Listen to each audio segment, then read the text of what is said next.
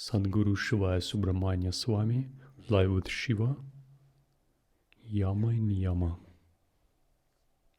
Ahimsa is primarily a virtue preceded by truthfulness, sexual purity, patience, fortitude, compassion, honesty, and moderate appetite. Brahmachari and sannyasi must take ahimsa, non-violence, one step further, because he himself has changed, expanded, unlearned to be capable of harming another by thought, word, or deed.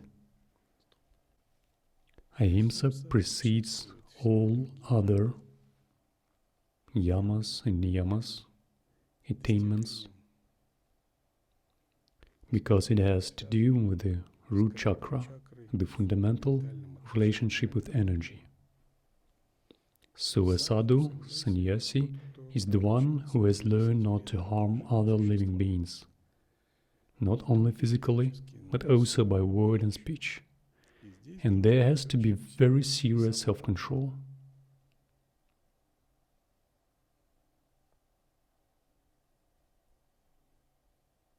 First, it is the motivation to wish happiness for all sentient beings, specifically for the neighbor sitting next to you, the person sitting next to you, without regard to any circumstances, unconditionally. Usually, we tend to wish happiness for those who wish us happiness, and not to wish happiness for those who do not wish us happiness in return. And we are indifferent to those who are indifferent. Ahimsa implies that we wish happiness for all living beings, which is our leading motivation in relationships. And naturally, when we wish happiness for living beings and see them as a manifestation of God, then Ahimsa becomes impossible in body, speech or thought. However, it is essential not to worry that others concerning you inevitably comply with that practice or expect that they do so. It has absolutely nothing to do with others. Your yama and niyama are exactly your yama and niyama. That is, you cannot point the finger at one another here. You have to tell the mind, you will not succeed. I know all your moves, all your tricks. You will not be able to try to blame the others, to turn the tables on him.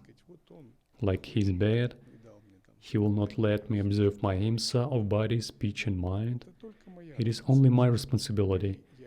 In my yama and niyama, no one is responsible. It is only my responsibility. In other words, the point is that we'll let others be who they are. Unless we have the seva service to educate others, to teach them, unless we are spiritual guides in whom they have taken refuge, we have no right to criticize others or blame them either. We accept them, let them be as they are, learn to wish them happiness precisely, and love them as they are. It is a massive shift in consciousness. Whoever reaches Ahimsa and desires happiness for others at this level is already considered half enlightened, because the worldly way of thinking is always such. Not accepting others as they are, value judgment, selective desire for the happiness of others, dividing into friends, enemies, good, bad, and so on. Trying to correct others, always. It is a tendency of the mind, the tendency of any ego. Any ego acts this way, it is normal. Like any tiger tends to hunt small animals, this is his tendency. Any ego tends to do this, the predatory tendencies of the ego. So it is a favorite trick of our mind to declare ourselves to be good and others to be somehow wrong concerning us, and to establish ourselves through this. And here we undercut the root of this mind by giving it unconditional ahimsa, not only physical but also subtle, verbal and mental, and by giving it the opposite attitude, a desire for the happiness for all other living beings. Yama is good, it is a renunciation, but behind it there must be niyamas. Niyamas are what we develop in ourselves, qualities we practice, and something positive. For example, the four infinite ones, we wish happiness to all living beings. Furthermore, when we chant Loka Samasta, we have to believe in it for real. That is, we wish happiness in reality, not in the abstract. Right now, at this very place, one performs the four infinite ones not only in meditation, abstractly somewhere, soaring in some transcendental realms within, but literally being present here. Whether you see a person that you like or dislike, it is your duty to practice the four infinite ones, applying them to the situation. And here the only person we are correcting is ourselves, our mind. What is essential to understand is that the nature of the mind doesn't need to be corrected. Our inner divinity, our Atman, is inherently perfect, and we must believe it doesn't need correction.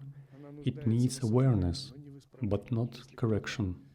If someone thinks they need to correct their Atman, that is even ridiculous. It is like somehow improving the sun. Our Atman is a divinity within us. It doesn't require corrections, seditions, or changes. It only requires finding a connection, contacting with it, discovering divine grace, and so on. That is why what always requires correction is what is relative. The mind, the ego, that which is the instrumentality of the Atman, which we are now identified with to a great extent. Thus, if we understand this principle, it will be easy for us because we will always tend to work on ourselves and treat others well, forgive others, love others, and wish others happiness in general, to be almost holy. As they say, give all the credit to others, attribute all the faults to yourself. See the difference? However, to ascribe faults to oneself is not to put oneself in some degraded state. The yogi should be in a limitless, liberated, blissful, holy, pure, perfect state of fullness and wholeness. Furthermore, the yogi doesn't attribute faults to the Atman, either his own or anyone else. The Atman cannot have faults. He attributes faults to the Ahamkara, the ego, and the mind. For what? To be more vigilant, to work with it more thoroughly, to be more attentive, even more profound. Then we are good in the relative dimension. We become such a perfect sadhu.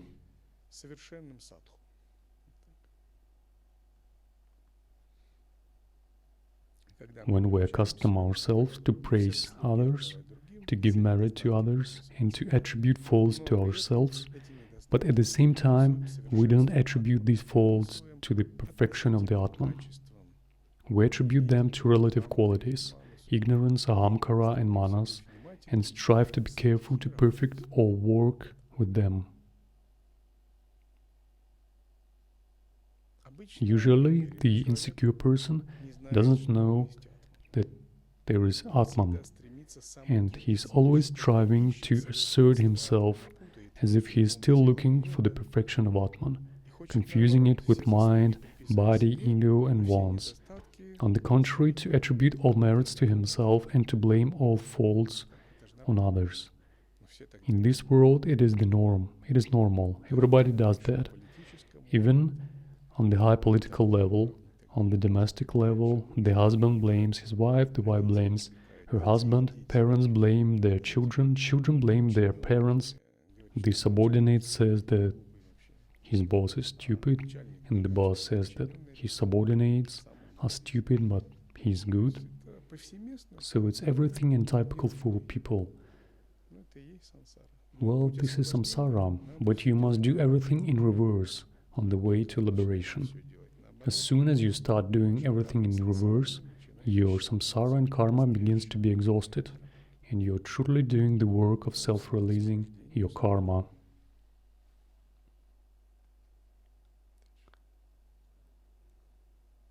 Another step is that he should not harm himself with his own thoughts, his own feelings, his own actions toward his body, his own emotions, and his mind. It is crucial to remember that Ahimsa has a connection with Satya, truthfulness, at this point. Ahimsa also applies to ourselves. We too are living beings, and we should not apply Ahimsa to ourselves.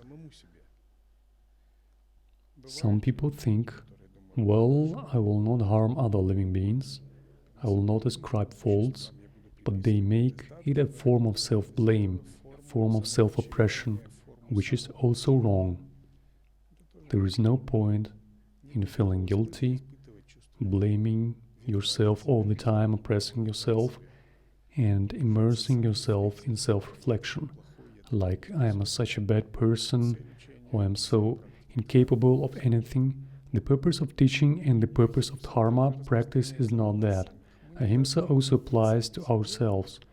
We must not harm ourselves with our careless thoughts and speech, undermine our strength, energy and faith in ourselves, undermine, as it were, our spirit. We must never do that. That too is ahimsa. We should not fall into forms of self-deprecation.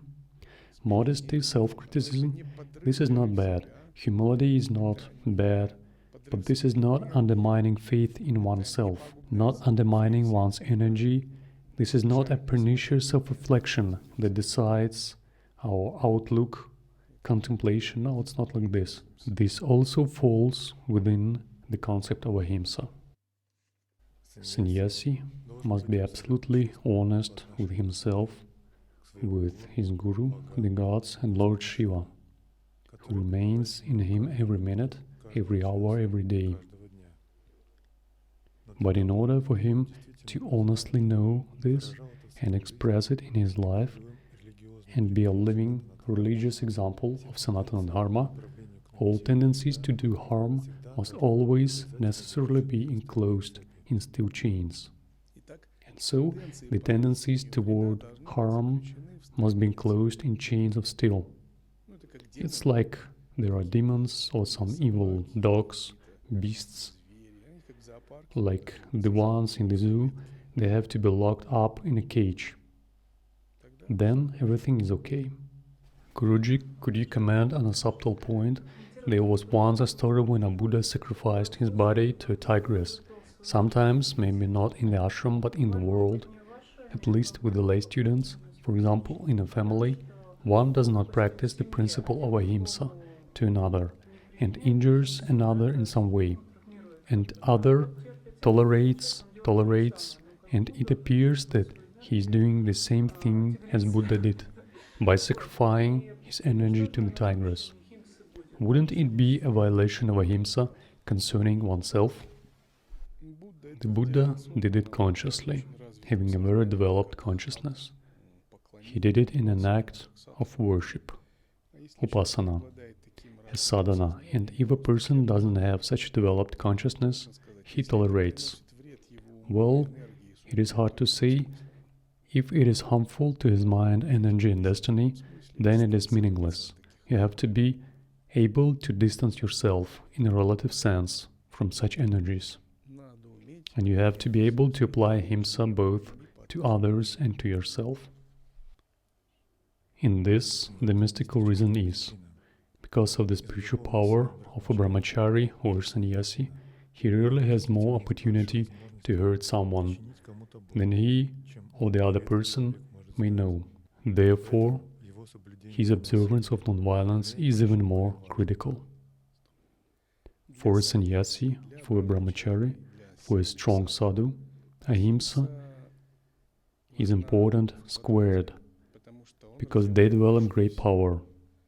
That is, every sannyasi, every brahmachari, experienced sadhu, is a person with extraordinary magical powers, with a great mental power, with a great prana, and any unguarded thought that he has produced can hurt others like lightning, meaning that mental magic power is like a certain weapon or ability, a power, and the one who carries this weapon observes certain rules. He cannot use it uncontrollably. In the same way, the spiritual power accumulated through tapasya, japa, upasana, retreats and discipline. It demands much attention. We can no longer, even for that reason, easily throw thoughts around, because our thoughts can bring trouble to somebody. They have great power, magical power. It imposes responsibility. So it is considered that brahmacharis and sannyasi cannot be evil. If they are evil, they better get married, not to do tapas and lose energy. So they do not harm anybody. so it is considered. Thus, sannyasi brahmacharis can only be good, only the four infinite ones, only one who has the motivation of wanting happiness and so on is entitled to power. It's like you cannot give weapons to some uncontrollable creature.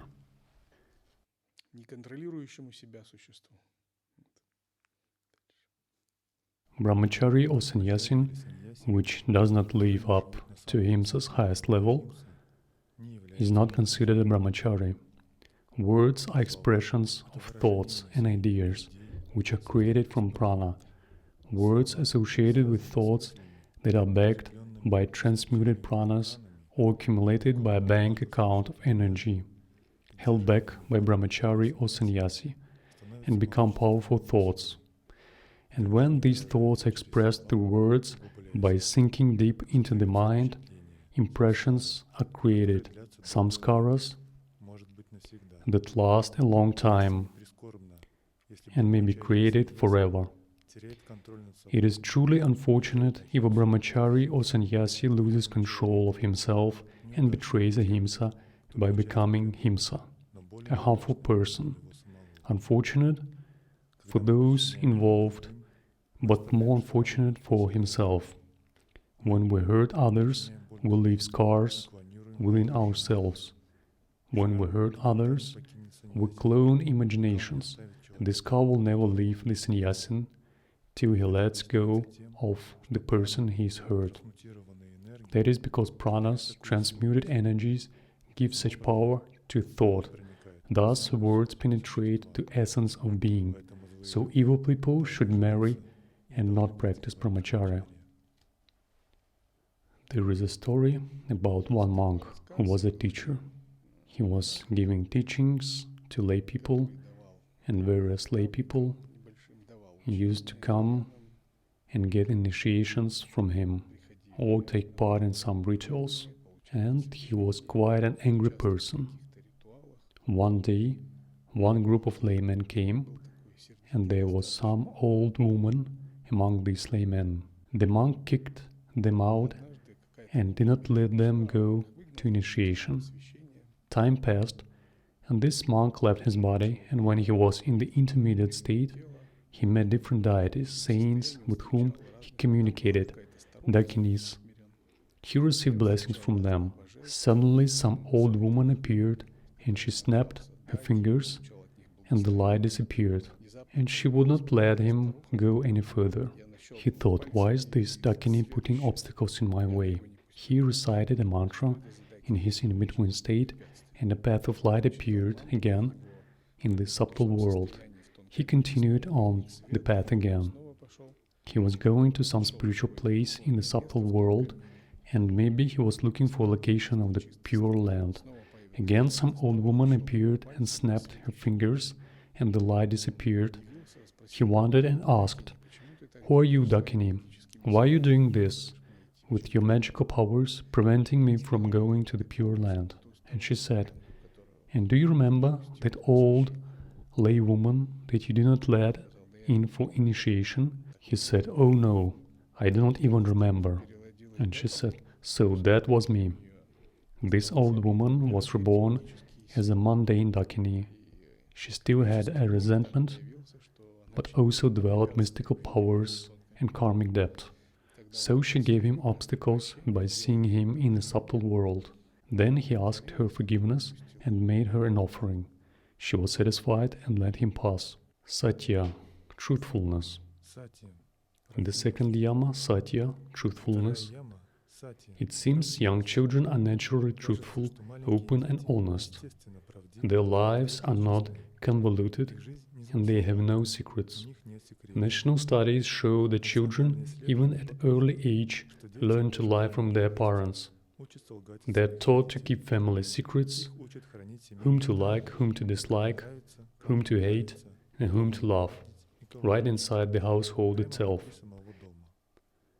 Their minds become complicated, and their judgments about what to say and what not to say often hinge on the likelihood of punishment, perhaps a beating.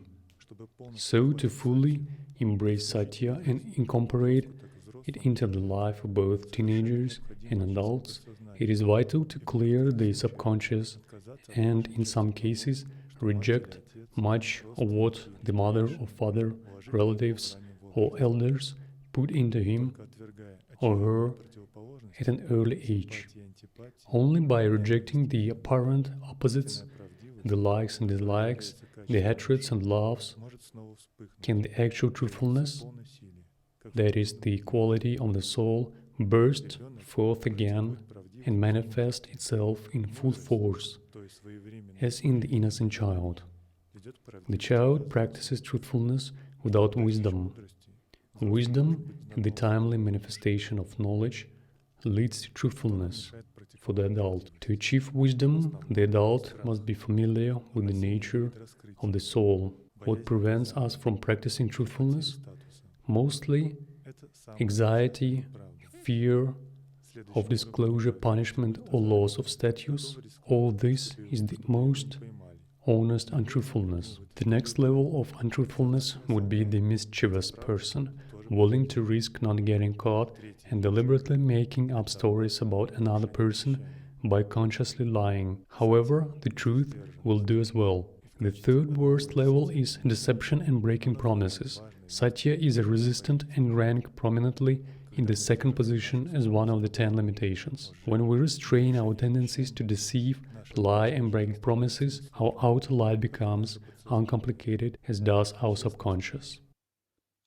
Satya means, in the highest sense, to hold on to God within, to hold on to the light of Sattva within, the pure light, to hold on to absolute sight and contemplation, awareness, not to make the mind complicated, which hides something unnecessarily, not to have a complicated subconscious that constantly manipulates something, but a simple subconscious that directly connects us with the superconscious. When there are no blockage in the subconscious mind due to wanting to drown something out, to hide it too much, to put it in a favorable light, and so on, the subconscious mind becomes simple. We do not linger on it. Our attention is not focused on the subconscious. It directly connects with the superconscious and Jagrat Sushupti becomes available. The result of the Satya is that we can attain Jagrat Sushupti. The mind is simple and it's not complicated. The mind is self-liberated. The ego is self-liberated.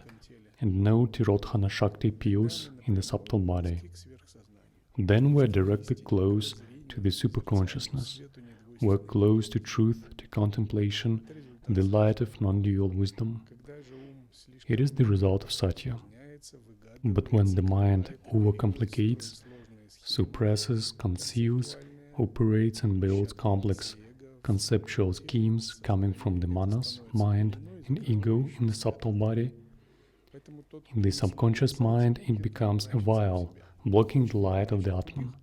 So whoever doesn't follow Satya somewhere fools himself. He wants to fool others but ends up fooling himself because a non-simple mind cannot connect with the Atman. After all, some blockages stop the consciousness at the level of Jagrat Swapna and do not allow it to rise to Jagrat Sushupti and even more further to Jagrat Turiya.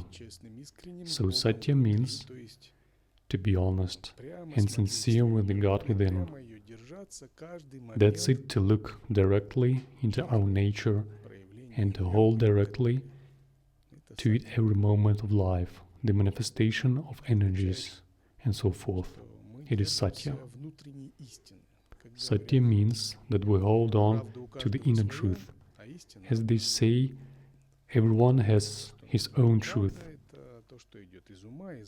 But there is only one truth.